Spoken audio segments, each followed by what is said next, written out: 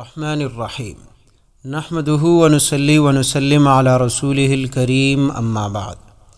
محترم ناظرین، السلام علیکم ورحمۃ اللہ وبرکاتہ۔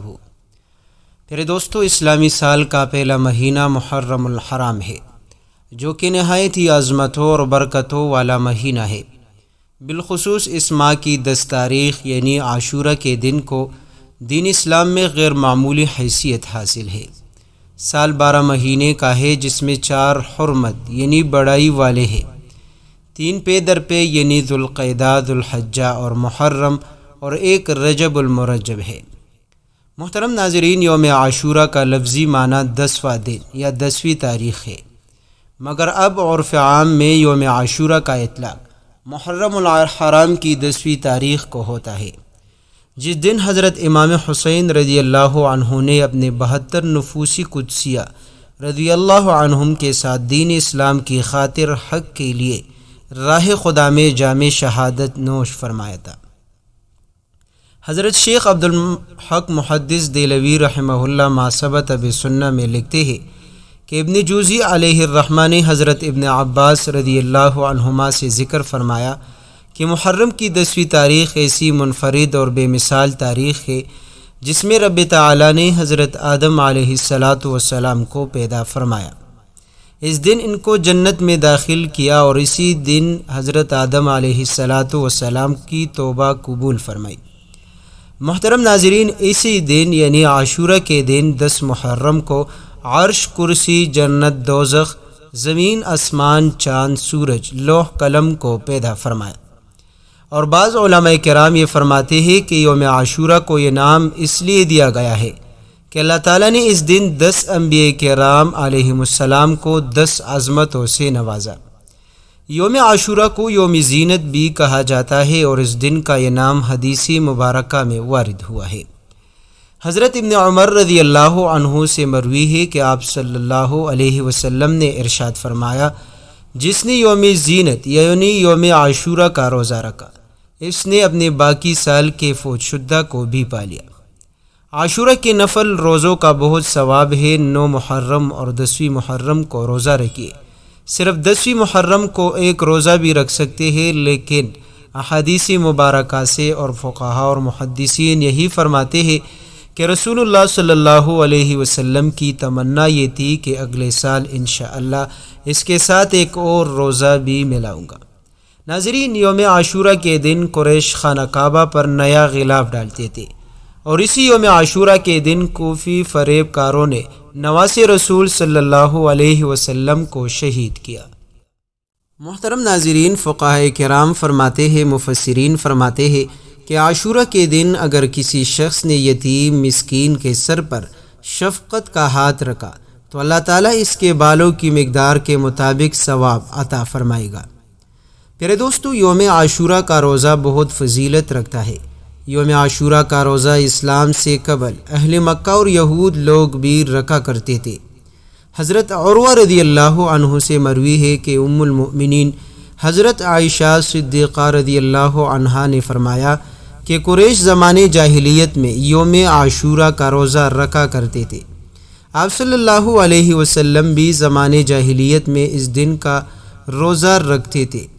پھر جب نبی کریم صلی اللہ علیہ وسلم مدینہ منورہ میں تشریف لائے تو رمضان المبارک کے روزے فرض ہوئے، تب یوم عاشورہ کا روزہ چھوڑ دیا گیا۔ جس کا جی چاہے وہ یوم عاشورہ کا روزہ رکھے اور جس کا جی چاہے چھوڑ دے۔ محترم ناظرین، نبی کریم صلی اللہ علیہ وسلم نے اس دن کا روزہ رکھا اور دوسروں کو بھی روزہ رکھنے کا حکم فرمایا۔ عاشورے کے دن انبیاء کرام روزہ رکھا کرتے تھے۔ رسول اللہ صلی اللہ علیہ وسلم نے اپنی امت کو بھی اس دن کا روزہ رکھنے کا حکم ارشاد فرمایا، اور فرمایا 9-10 کا رکھو یا 10-11 کا رکھو۔ میرے دوستو، حدیث پاک میں یہاں تک آتا ہے کہ رسول اللہ صلی اللہ علیہ وسلم کے یوم عاشورہ کا روزہ معمول میں شامل تھا۔ اسی طرح رسول اللہ صلی اللہ علیہ وسلم جو ہے اس کے 4 معمولات کا ذکر احادیث مبارکہ میں ہے۔ نبی کریم صلی اللہ علیہ وسلم جو ہے یوم عاشورہ کا روزہ یعنی ان 4 معمولات میں یہ بھی ہے کہ کبھی نہ ترک فرماتے۔ ان 4 معمولات میں ایک یوم عاشورہ کا روزہ رکھنا بھی ہے۔ روایت اس طرح سے ہی کہ حضرت حفصہ رضی اللہ عنہا فرماتی ہے کہ 4 چیزیں ایسی تھیں جنہیں نبی کریم صلی اللہ علیہ وسلم نے کبھی ترک نہیں کیا۔ سب سے پہلا یوم عاشورہ کا روزہ اور ذوالحج کا عشرہ، یعنی پہلے 9 دن کا روزہ اور ہر ماہ کے 3 روزے، اور ہر فرض نماز سے پہلے 2 رکعت یعنی سنتیں پڑھنا۔ اسی طرح پیارے دوستو، عاشورے کے دن سخاوت کرنا، غریبوں کو کھانا کھلانا، اپنے گھر کے دسترخوان کو وسیع کرنا اور وہ اپنے وسعت کے مطابق اپنے گھر والوں پر خرچ کرنا۔ حدیث پاک میں ہی حضرت ابن مسعود رضی اللہ عنہ سے مروی ہے کہ نبی کریم صلی اللہ علیہ وسلم نے ارشاد فرمایا، جس نے عاشورے کے دن اپنے اہل و عیال پر نفق خرچ کو وسیع کیا، اللہ پاک سارا سال اس پر رزق کی وسعت فراخی یعنی زیادتی فرماتا ہے۔ حضرت سفیان ثوری رحمہ اللہ نے فرمایا ہے کہ ہم نے اس کا تجربہ کیا تو ایسے بالکل ہی پایا۔ تو محترم ناظرین، ماہ محرم کی 10 محرم کا دن ہے کل، تو پیارے دوستو ان اعمال کا آپ خاص خیال رکھا کرے کہ سب سے پہلا جو کہ رسول اللہ صلی اللہ علیہ وسلم کا معمول بھی تھا، جو کہ روزے کا تھا۔ آپ روزہ رکھے، 9 تاریخ یا 10 یا 11 تاریخ کا آپ روزہ ضرور رکھیے، کیونکہ اس سے پچھلے سال کی گناہ رب تعالی معاف فرما دیتا ہے۔ اور اسی طرح یوم عاشورہ کے دن اپنے گھر والوں پر اپنی وسعت کے مطابق آپ خرچ کریں۔ اسی کے ساتھ ساتھ رب تعالی کی تسبیح، حمد و ثنا بیان کرے، سبحان اللہ کثرت کے ساتھ، الحمدللہ واللہ اکبر، تمام تر جو تسبیحات آپ کو آتے ہیں تو آپ ذکر کریں۔ محدثین فرماتے ہیں، فقہا فرماتے ہیں کہ اس دن آپ سورہ اخلاص کی تلاوت زیادہ کریں، کیونکہ اس کے پڑھنے سے رب تعالی کی رحمت نازل ہوتی ہے۔ سورہ اخلاص کے پڑھنے سے وہ رزق کے دروازے کھل جاتے ہیں، رب کریم رحمتوں کے دروازے کھول دیتا ہے۔ ناظرین، اس دن سورہ اخلاص پڑھنے سے رب تعالی غیبی خزانوں سے بندے کو عطا کر دیتا ہے۔ بس آپ کثرت کے ساتھ سورہ اخلاص پڑھیے۔ محترم ناظرین، آج ایک ایسا موقع ہے کہ یہ موقع سال بعد آئے گا، تو آپ کے پاس ایک بہت بڑا موقع ہے۔ آپ اس موقع کو کسی بھی صورت میں ضائع نہ کریں، اور رب تعالی سے آپ بڑی لمبی دعائیں مانگے، رب کریم کے حضور اپنے مشکلات پریشانیوں کو رکھے۔ انشاءاللہ اس دن کی برکت سے، اس دن کے روزے کی برکت سے رب تعالی آپ کی ہر گناہ کو معاف کرے گا۔